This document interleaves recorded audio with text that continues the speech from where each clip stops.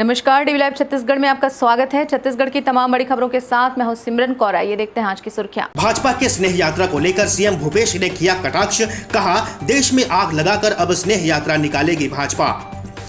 राहुल गांधी की fake news दिखाने का मामला, छत्तीसगढ़ और यूपी पुलिस में विवाद। गाजियाबाद गई छत्तीसगढ़ की पुलिस न्यूज एंकर को नहीं कर सकी गिरफ्तार। और पूर्व विधायक बृजमोहन ने सीएम बघेल के भेंट मुलाकात कार्यक्रम को बताया प्रायोजित।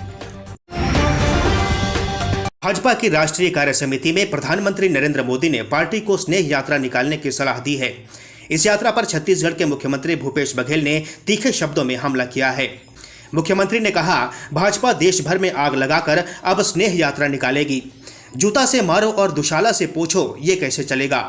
मीडिया से बातचीत में मुख्यमंत्री भूपेश बघेल ने कहा कि भाजपा की प्रवक्ता नूपुर शर्मा ने जो बात कही, उसके कारण पूरे देश के वातावरण में वैमनस्य आ गया। उस समय हमारे कांग्रेस के वरिष्ठ नेता और राजस्थान के मुख्यमंत्री अशोक गहलोत जी ने बार बार यह अपील की कि इस समय प्रधानमंत्री जी को, गृह मंत्री जी को देश के सामने आकर शांति की अपील करनी चाहिए। ये एक बार भी अपील नहीं किए और पूरे देश में आग लगी रही। मुख्यमंत्री ने कहा, देश में इस तरह की आग लगाने के बाद क्या ये स्नेह यात्रा निकालेंगे? नूपुर शर्मा के खिलाफ एफआईआर दर्ज क्यों नहीं हुआ? उसी अपराध में एक पत्रकार जुबैद को आप जेल में डाल देते हो और उसी अपराध में नूपुर शर्मा बाहर घूम रही है। सुप्रीम कोर्ट की फटकार के बाद भी कोई कार्रवाई नहीं हो रही है। इसका मतलब यह है कि आप एक तरफ बढ़ावा दे रहे हैं, जूता से मारो और दुशाला से पूछो, ये कैसे चलेगा। लेकिन अब भारतीय जनता पार्टी को बताना चाहिए कि वो जो हत्यारे हैं, उसका भारतीय जनता पार्टी से क्या रिश्ता है, उसका कनेक्शन क्या है।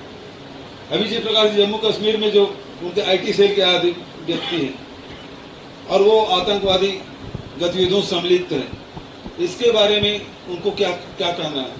तो क्या ऐसा नहीं लगता कि भारतीय जनता पार्टी और केंद्र की सरकार लोगों का ध्यान बांटने के लिए इस प्रकार से कृत्य करवा रहे हैं? पत्रकार जुबैर को आप जेल में डाल देते हैं और उसी अपराध में नूपुर शर्मा आप घूम रही है। सुप्रीम कोर्ट के फटकार के बाद भी कोई कार्रवाई नहीं हो रही। तो इसका मतलब ये है कि केंद्र सरकार, क्योंकि दिल्ली पुलिस तो केंद्र सरकार के अधीन है, कोई कार्रवाई नहीं कर रही है। इसका मतलब क्या है कि आप एक तरफ बढ़ावा दे रहे हैं, जूता से मारो और दुशाला से पूछो, ये कैसे चलेगा। आपको उसी समय नूपुर शर्मा घटना घटी, उसी समय प्रधानमंत्री के सामने आके देश को अपील करना चाहिए था। राहुल गांधी के खिलाफ फेक न्यूज चलाने के आरोपी जी न्यूज के एंकर रोहित रंजन की मंगलवार सुबह नाटकीय ढंग में गिरफ्तारी तो हुई, मगर छत्तीसगढ़ की बजाय नोएडा की पुलिस उसे गिरफ्तार कर ले गई। इस नाटकीय घटनाक्रम की शुरुआत छत्तीसगढ़ पुलिस से हुई, जो तड़के 5:30 बजे रोहित के इंदिरापुरम स्थित घर के बाहर पहुंच गई। दरवाजे पर पुलिस देख रोहित ने ट्वीट कर यूपी पुलिस से मदद मांगी। गाजियाबाद पुलिस ने उनके ट्वीट का जवाब ट्वीट से दिया कि वे मदद के लिए जरूरी कार्रवाई कर रहे हैं। इधर रायपुर पुलिस ने भी एंकर को इन्फॉर्म किया, वो भी ट्वीट के जरिए कहा कि जांच में सहयोग करें। इस बीच गाजियाबाद के इंदिरापुरम की पुलिस भी रोहित के घर पहुंच गई। वहां रोहित की गिरफ्तारी को लेकर रायपुर और इंदिरापुरम पुलिस के बीच खींचतान चल ही रही थी कि नोएडा पुलिस की एंट्री हुई। नोएडा पुलिस ने कहा कि उनके यहां रोहित के खिलाफ केस दर्ज है और वह रायपुर पुलिस के सामने रोहित को गिरफ्तार कर ले गई। बता दें कि राहुल गांधी के खिलाफ फेक न्यूज दिखाने के मामले में जी न्यूज के एंकर और भाजपा के नेताओं के खिलाफ छत्तीसगढ़ में भी एफआईआर दर्ज किया गया है और इसी मामले में पुलिस एंकर को गिरफ्तार करने गाजियाबाद गई हुई थी। भाजपा के पूर्व विधायक बृजमोहन अग्रवाल ने मुख्यमंत्री के भेंट मुलाकात कार्यक्रम को पूरी तरह से प्रायोजित बताया है। उन्होंने आरोप लगाया कि मुख्यमंत्री लोगों को उकसाकर अग्निपथ योजना का विरोध करा रहे हैं। भाजपा के कद्दावर नेता बृजमोहन अग्रवाल ने सीएम भूपेश बघेल पर एक बार फिर निशाना साधा है।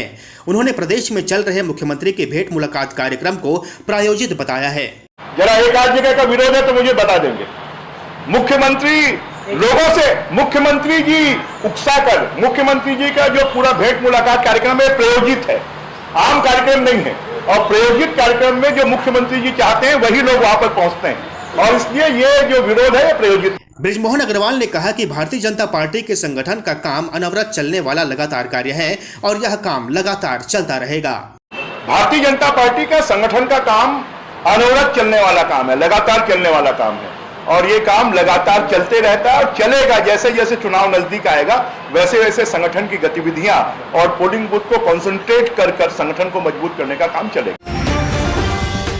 महासमुंद नगर पालिका में 2 साल पहले हुए मुख्य चुनाव में अध्यक्ष का पद नहीं जीत पाई कांग्रेस ने इस बार खेल कर दिया है। महासमुंद नगर पालिका में 2 साल पहले हुए मुख्य चुनाव में अध्यक्ष का पद नहीं जीत पाई कांग्रेस ने इस बार खेल कर दिया है। सोमवार को वहां अविश्वास प्रस्ताव पर हुए मतदान में भाजपा के नगर पालिका अध्यक्ष के खिलाफ वोटिंग हुई है। अविश्वास प्रस्ताव के समर्थन में 20 वोट आए, वहीं उसके खिलाफ केवल 3 वोट पड़े हैं। महासमुंद में सोमवार को नगर पालिका अध्यक्ष प्रकाश चंद्राकर के खिलाफ अविश्वास प्रस्ताव पर मतदान हुआ। कांग्रेस के पार्षद यह अविश्वास प्रस्ताव लाए थे। मतदान के बाद परिणाम आया तो अविश्वास प्रस्ताव यानी नगर पालिका अध्यक्ष को हटाने के पक्ष में 20 वोट पड़े। पालिका अध्यक्ष को हटाने के खिलाफ केवल 3 वोट पड़े। इसमें 1 वोट तो खुद अध्यक्ष का था। 6 वोट खारिज हो गए। वहीं एक भाजपा पार्षद मतदान के लिए पहुंची ही नहीं। इधर भाजपा की जिला अध्यक्ष रूप कुमारी चौधरी ने इसे सत्ता पक्ष के धनबल की जीत बताया है। उन्होंने कहा कि पार्टी के ही 8 पार्षदों ने वोट नहीं दिया, इसकी वजह से 1 वोट से हम चूक गए। इन सभी पार्षदों को पार्टी से निष्कासित करने की अनुशंसा भेज दी गई है। माननीय भूपेश बघेल जी हमारे मुख्यमंत्री, कांग्रेस सरकार के द्वारा जो विकास कार्य किया जा रहा है उससे प्रभावित होकर पार्षदों ने एक मत होकर कांग्रेस पार्टी को जीत दिलाई है। एक तरह से मान के चलो सभी लोग का साथ मिला हमको, और आज हमारी जो शहर की विकास की गति रुकी हुई थी अब तीव्र गति से विकास होगा, ये मैं आश्वासन देता हूँ। और सभी को साथ लेकर काम किया जाएगा और शहर का अलग एक नाम होगा।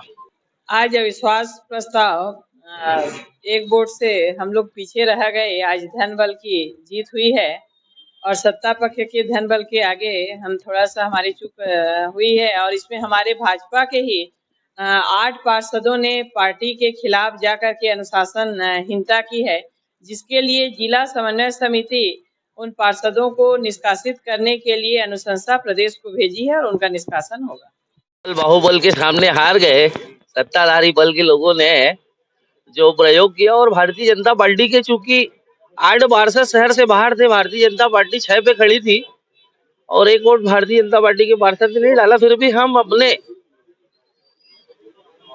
आंकड़े तक पहुंचते पहुंचते रुक गए। 1 वोटों से हमारी हार हो गई है। चूंकि उनको 20 वोट पानी थी, चूंकि हमारा वोटों का मतलब नहीं था वहां पर। राजनांदगांव की खैरागढ़ रियासत के राजा और विधायक रहे दिवंगत देवव्रत सिंह की दूसरी पत्नी विभा सिंह को हाईकोर्ट ने सुरक्षा मुहैया कराने का आदेश दिया है।